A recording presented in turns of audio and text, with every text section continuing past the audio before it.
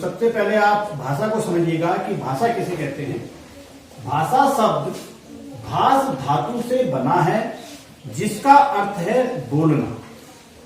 कि भाषा शब्द भास धातु से बना है और जिसका यानी कि भास का अर्थ क्या है, बोलना। अब भाषा की परिभाषा देखिएगा कि भाषा बोलचाल तथा लिखने का वह माध्यम है जिसके द्वारा हम अपने विचारों और भावों को प्रकट करते हैं और दूसरों के भावों और विचारों को समझते हैं।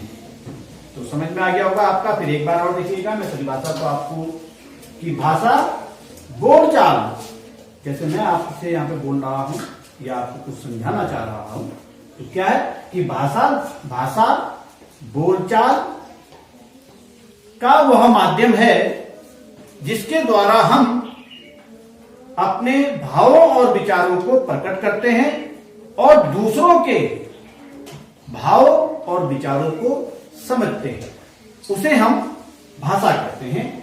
अब भाषा के 3 रूप होते हैं। भाषा के कितने रूप होते हैं? 3 रूप होते हैं। पहला है मौखिक भाषा, लिखित भाषा और सांकेतिक भाषा।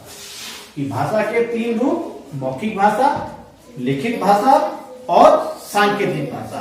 अब देखते हैं कि मौखिक भाषा किसे कहते हैं। तो मौखिक भाषा देखिएगा कि जो भाषा हम मुख से बोलते हैं, जो भाषा हम मुख से बोलते हैं और कानों से सुनते हैं, उसे हम मौखिक भाषा कहते हैं।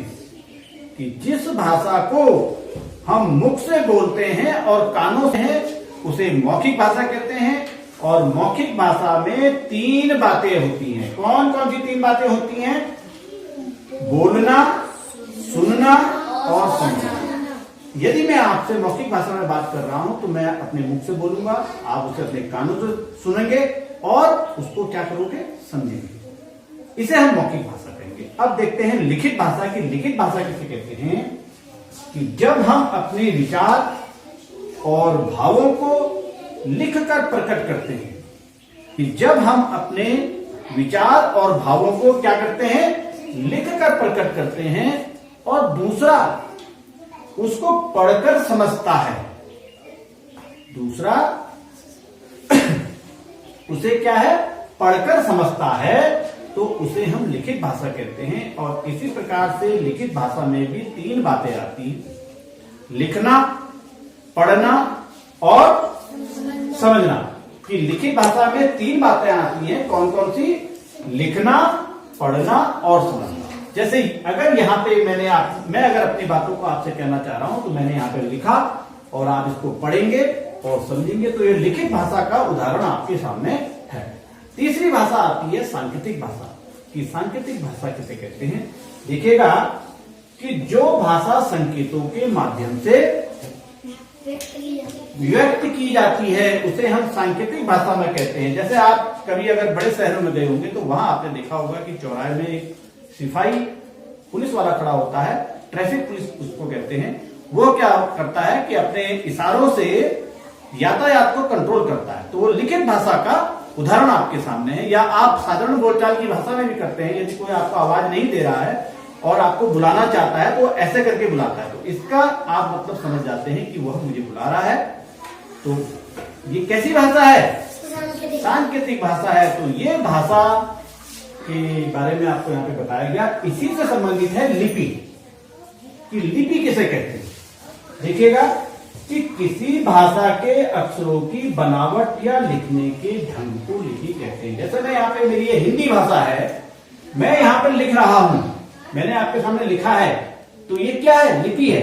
कि किसी भाषा के अक्षरों की बनावट या लिखने के ढंग को लिपि कहते हैं। अब परिभाषा फिर आप दूसरी परिभाषा देखिएगा कि भाषा की